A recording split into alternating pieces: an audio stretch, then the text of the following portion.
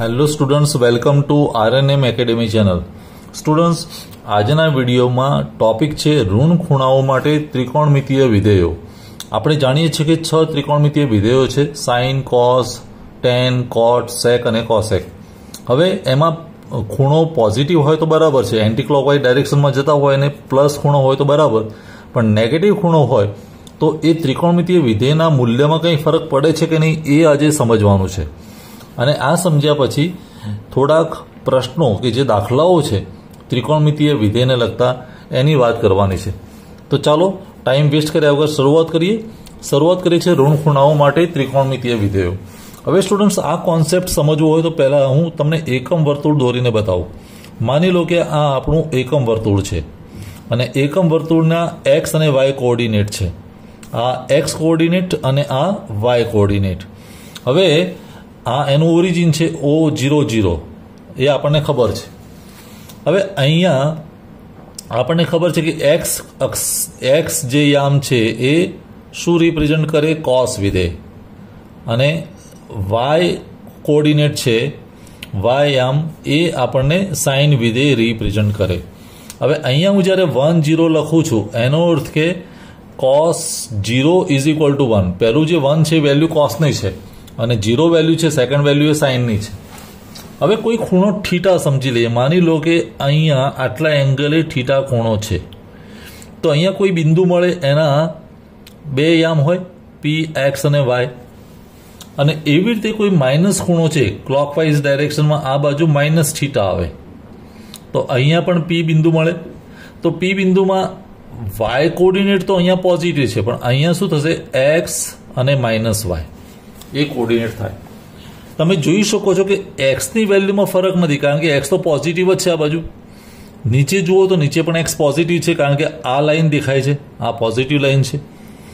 Y coordinate ઉપર positive, નીચે negative છે, એટલે વાય અહીંયા પોઝિટિવ આવે, અહીંયા નેગેટિવ.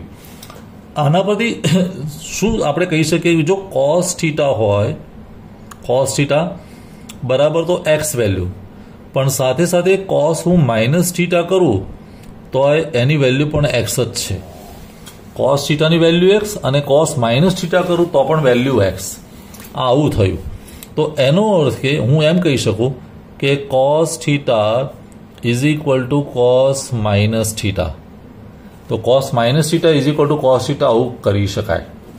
પણ જ્યારે હું સાઇન માટે વાત કરું, સાઇન ફંક્શન, જુઓ સાઇન થીટા, તો સાઇન થીટાની વેલ્યુ વાય પોઝિટિવ, પણ sine minus theta is equal to minus y, કારણ કે અહીંયા સાઇનની વેલ્યુ માઇનસ વાય છે. તો sine minus theta is equal to minus y. તો આના પરથી એવું સાબિત થાય કે સાઇન માઇનસ થીટા જ્યારે કહીએ ત્યારે માઇનસ સાઇન થીટા આવે. એટલે આ બે વસ્તુ આપણે ધ્યાનમાં રાખીશું. એક ફંક્શન એવું થયું કે કોસનો જ્યારે પણ નેગેટિવ ખૂણો હોય, cos minus theta is equal two A plus થઈ જાય કોસ થીટા.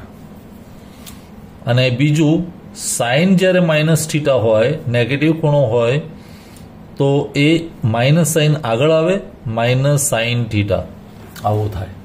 હવે જો તમને આ બે બેઝિક ફંક્શનની ખબર પડી હોય તો ત્રીજું હું લખી શકું tan minus theta.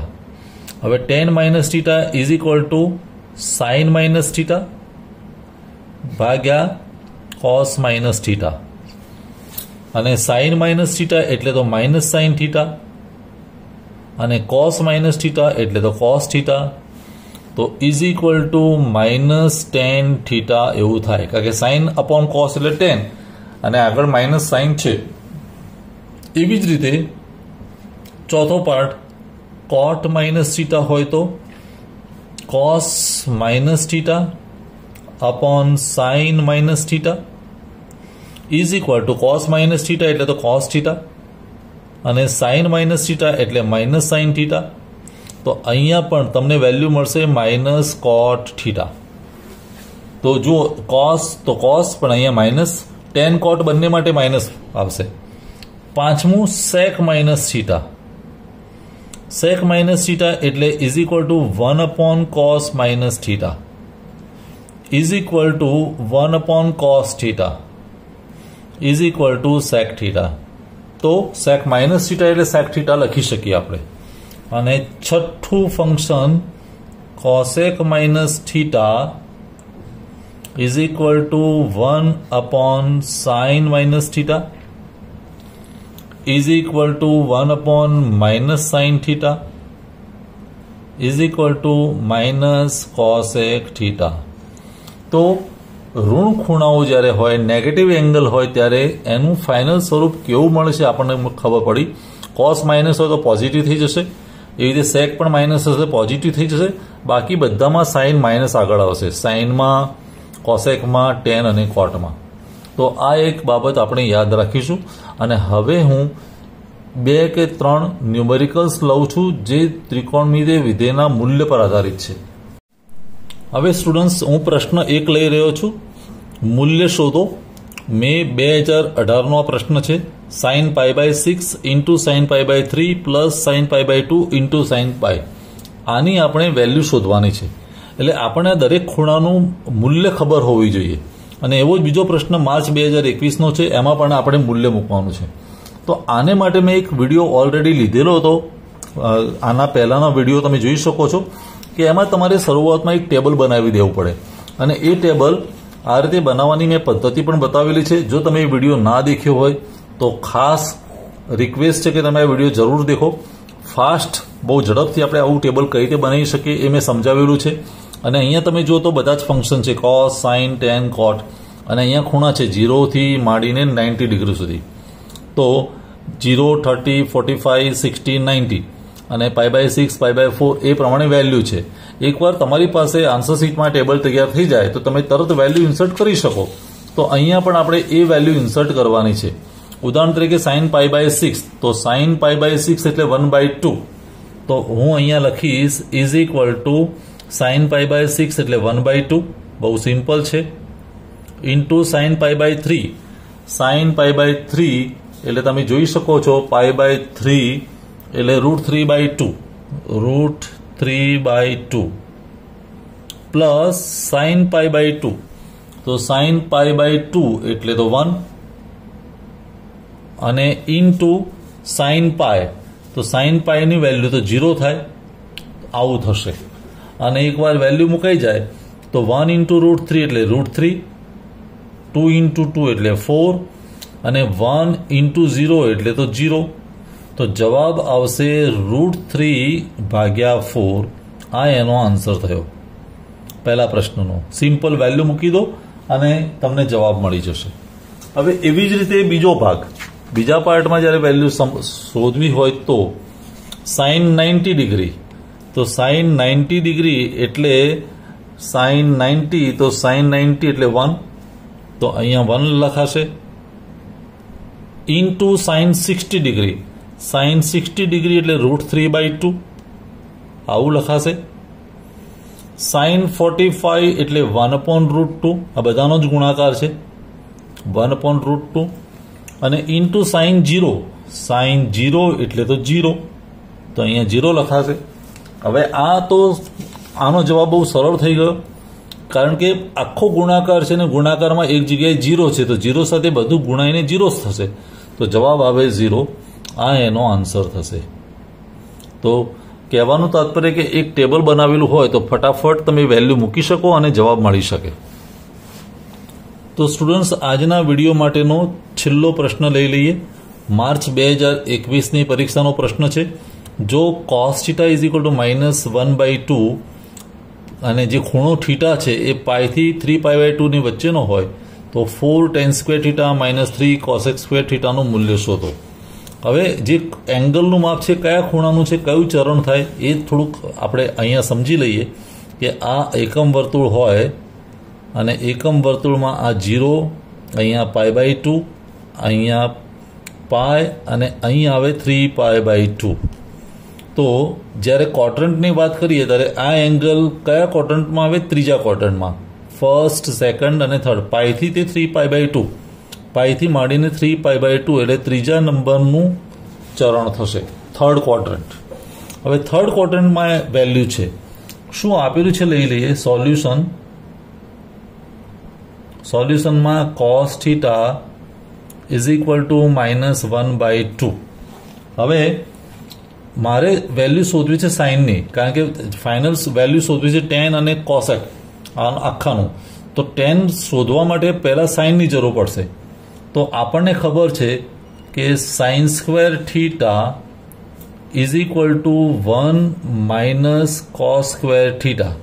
Sine square theta plus cos square theta is equal to 1. તો સાઇન સ્ક્વેર થીટા શું થાય? 1 - કોસ સ્ક્વેર થીટા. તો sine square theta is equal to 1 - cos theta તો શું આપેલું છે? -1/2. તો -1/2 એનો સ્ક્વેર. હવે ઇઝ ઇક્વલ ટુ 1 - -1/2 નો સ્ક્વેર એટલે આ 1 અને નીચે થશે 4. તો 1 - 1/4 એટલે એલસીએમ આવે 4 અને 3/4. સાઇન સ્ક્વેર થીટાની વેલ્યુ કેટલી આવી? 3/4. Sine square theta is equal two 3/4. તો એનો અર્થ કે સાઇન થીટા શું થઈ શકે? તો સાઇન થીટા માટે બંનેનું સ્ક્વેર રૂટ, તો √3/2 પણ એ પ્લસ પણ હોઈ શકે ને માઇનસ પણ હોઈ શકે. સાઇન થીટા જ્યારે આનું સ્ક્વેર રૂટ કાઢું તો √3/2 થાય. √3/2 પ્લસ પણ હોઈ શકે, માઇનસ હોય તો એનો સ્ક્વેર પણ આટલો જ થાય, પ્લસ હોય તો એનો સ્ક્વેર પણ આટલો થાય. હવે આપણે નક્કી કરવાનું કે સાઇન થીટાની આ બે વેલ્યુમાંથી પ્લસ હોઈ શકે કે માઇનસ. તો કયા ચરણની વાત છે? ત્રીજા. આપણે એક શીખી ગયા છે કે ઓલ એસટીસી ત્રીજા ચરણમાં ઓનલી ટેન પોઝિટિવ, ટેન અને કોટ પોઝિટિવ. કયા ફંક્શન પોઝિટિવ? ટેન અને કોટ થીટા. બાકીના બધા નેગેટિવ. તો એનો કે સાઇનની વાત છે તો સાઇન માટે એક જ વેલ્યુ હોય એ નેગેટિવ, પોઝિટિવ હોઈ શકે નહીં. તો સાઇન થીટાની ફાઇનલ વેલ્યુ મને મળી -√3/2. તમને આ સમજાવવું જરૂરી છે. પહેલામાં બધા જ વિધેય ધન, બીજામાં સાઇન અને કોસેક ધન, ત્રીજામાં ટેન અને કોટ ધન અને ચોથામાં કોસ અને સેક ધન. તો અહીંયા સાઇનની વેલ્યુ નેગેટિવ આવી. હવે કોસ થીટા -1/2, સાઇન થીટા -√3/2.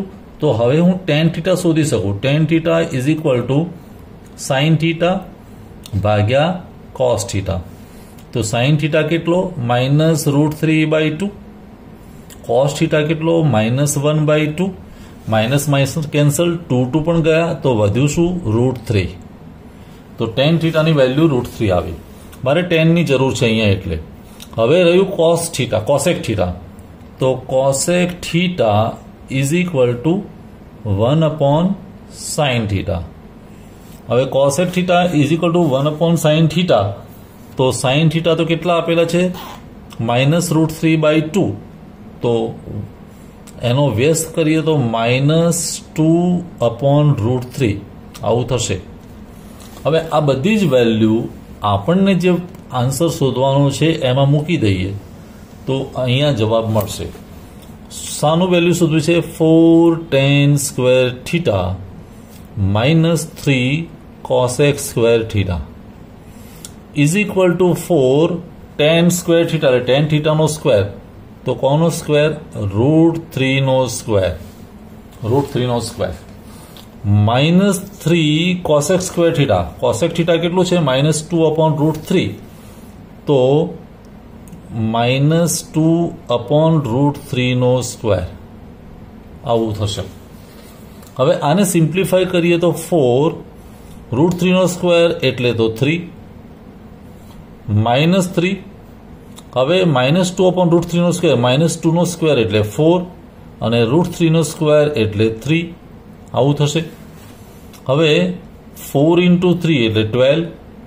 અહીંયા ગુણાકારમાં છે એટલે 3 કેન્સલ તો વધ્યું શું? 4. તો 12 - 4, 12 - 4 એટલે 8. આ એનો આન્સર થશે. જવાબમાં શું આવે? 8. તો સ્ટુડન્ટ્સ, આજનો વિડીયો થોડોક લાંબો થઈ ગયો, પણ આપણે શરૂઆતમાં શીખ્યા કે ઋણ એંગલ હોય કે ઋણ ખૂણો હોય તો એની વેલ્યુ કઈ રીતે મળે તે, અને પછી 3 પ્રશ્નો સોલ્વ કર્યા જે જીટીયુમાં પૂછાયેલા હતા.